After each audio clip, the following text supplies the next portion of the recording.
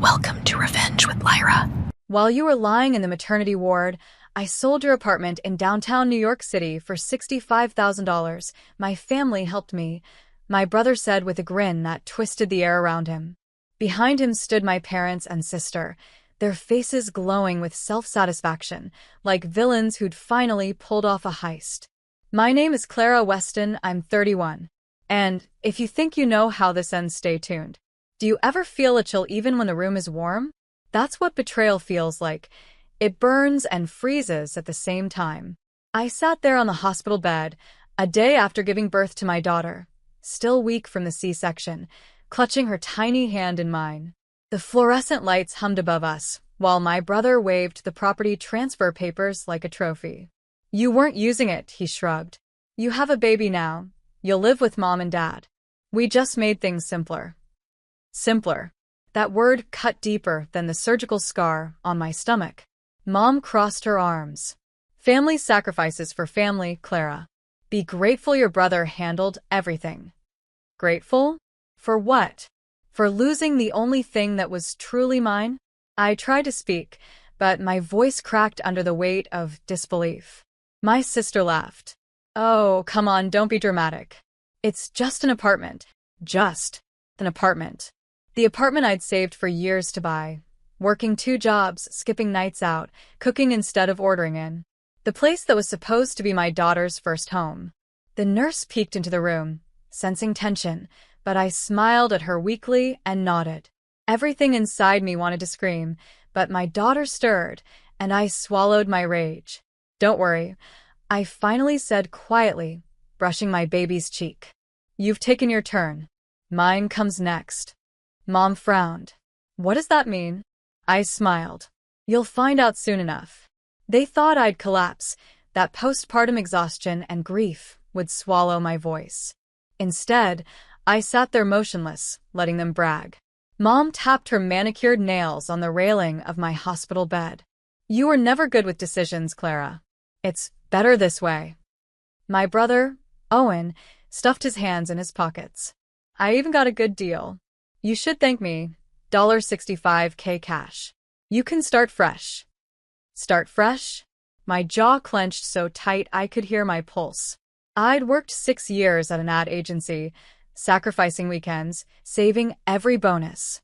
That apartment was the first thing with my name on it. I could still remember the day I signed the closing papers, March light spilling through the broker's office window, the scent of cheap coffee, the faint tremble in my hand when I realized I'd finally made it. And now, standing beside my hospital bed, they were dismantling that dream as if it were a piece of furniture they could split among themselves. Don't worry, sweetheart, Mom said, reaching for my daughter. She'll grow up surrounded by family. You'll stay with us until you figure yourself out. Her perfume, sharp and artificial, made me nauseous.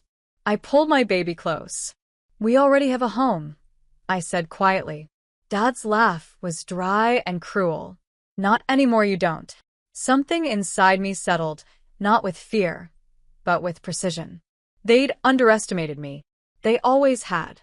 While they gloated, I opened the hospital drawer, slipped out my phone, and hit record. Their voices filled the room, each admission clearer than the next. Owen listing the bank account, Mom confirming the sale, Dad joking about the buyer's sweet offer. When they left, I kissed my daughter's forehead. Don't worry, baby, I whispered. Your mom's about to rewrite the ending. The next morning, while my family bragged about helping me, I sat quietly in the maternity ward's window alcove, my daughter sleeping beside me. My body still ached, but my mind was sharp, surgical in its clarity. I replayed the recording on low volume. Every sentence was perfect evidence. Mom confirming the sale, Owen mentioning his cut, Dad laughing about the buyers wiring money under the table. It was a confession wrapped in arrogance. I emailed the audio file to myself, then to a new address I'd created under a different name. Insurance. If they tried to erase my proof, I'd still have a copy. By noon, I called my lawyer, Tara Kim, a sharp, steady woman who'd once helped me buy that apartment. They sold it without your consent, she asked, her voice tightening. Yes, I said. And I have a recording. There was a pause. Then a soft laugh, not from amusement, but disbelief. You might have just given me the easiest fraud case of my career. We met that afternoon at the hospital cafe. I wore my hospital gown beneath a coat, clutching coffee in one hand, documents in the other. Tara's eyes narrowed as she flipped through the forged transfer papers. They even faked your signature. That's felony-level stupidity. I want it all back, I said. You'll get it back, she replied. But we're not going to knock on doors. We'll let them open the door to the police. That night, I fed my daughter and wrote in my journal, the same one my grandmother once gave me with a note. Never stay quiet when truth is on your side. I smiled faintly. Don't worry, Grandma, I whispered. I'm done being quiet. 2 days later, I was discharged. Mom wanted to pick me up, but I told her Ethan, my friend from college, would handle it. They didn't know Ethan was also a licensed investigator who freelanced for Tara's firm.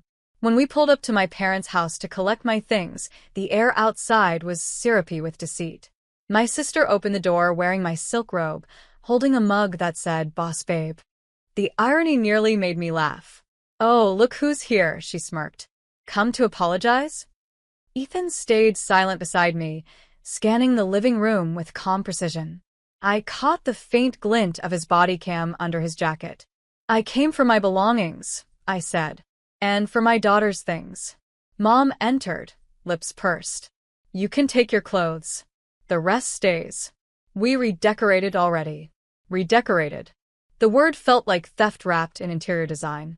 As they argued, Ethan leaned close and whispered, they just hung themselves again. Financial intent, property conversion, and moral bankruptcy. We've got what we need. When we left, my father followed us to the driveway. Don't think a lawyer can fix your tantrum, Clara. Family doesn't sue family. I met his eyes. Then you shouldn't have stolen from family. That night, Tara filed an emergency injunction.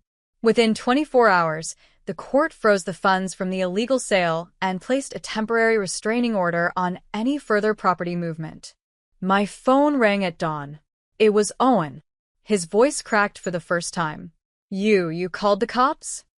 Not yet, I said softly. But they'll call you soon. Silence. Then a shaky breath. You wouldn't do this to your own brother. You did it first, I said, and ended the call. By Friday morning, everything was in motion. The state prosecutor had reviewed Tara's filings overnight. The forged deed, the bank transfers, and my recording formed a perfect triangle of evidence. When I woke to feed my daughter, my phone was already buzzing. Tara's message. They're sending a warrant for questioning this afternoon. I sat on the edge of the bed, watching sunlight crawl across the nursery wall. The bassinet beside me glowed softly, my daughter's breathing steady and small. I kissed her forehead. You'll never see me beg the way they taught me to, I whispered. By noon, I was at Tara's office downtown. She slid a folder toward me. They withdrew the $65,000 cash last night. It's traceable. And when the police come? They'll try to blame each other first, she said, leaning back. People who steal together rarely stay united. Outside the window, the hum of New York City felt different now, no longer suffocating, but alive. At exactly 2:37 p.m., my brother called again. Clara, we can fix this, he stammered. Mom said we'll pay you back once we sell Dad's property. Just don't escalate this. Too late, I said. You escalated it when you sold my home while I was recovering from surgery. There was a pounding on the line, someone shouting in the background. Then, faintly, my father's voice. Who's at the door? Through the phone, I heard the muffled echo of chaos, voices overlapping, the sound of footsteps, and then a single phrase that made me close my eyes. Police. Open up. I ended the call, heart steady, hands unshaking. Tara exhaled slowly across from me. They didn't expect you to fight back. No, I said. They expected me to cry. The news broke within hours. 3 family members detained in connection with fraudulent property sale, the local station announced. I watched it from my small apartment, holding my daughter while her lullaby mobile turned slowly above us.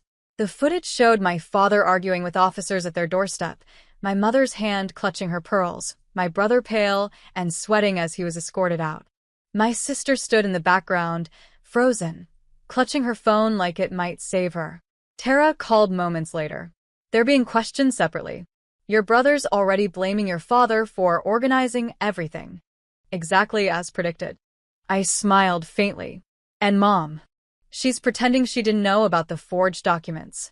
Unfortunately for her, your recording says otherwise.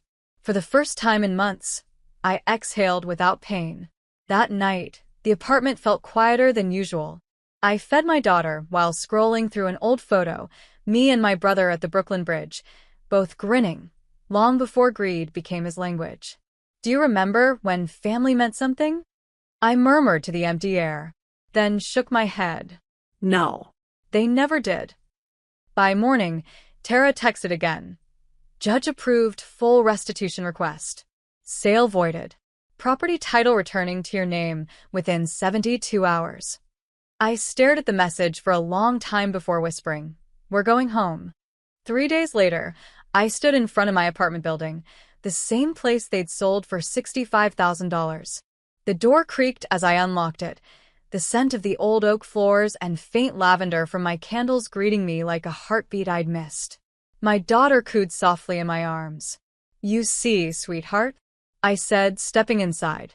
"Sometimes justice doesn't need to shout. It just arrives right on time."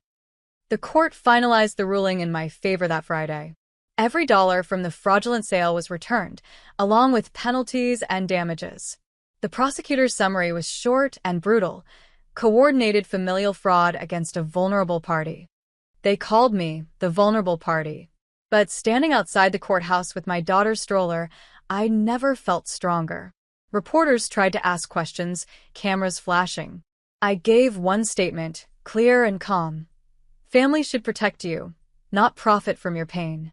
Then I walked away. 2 weeks later, I received a letter from my mother.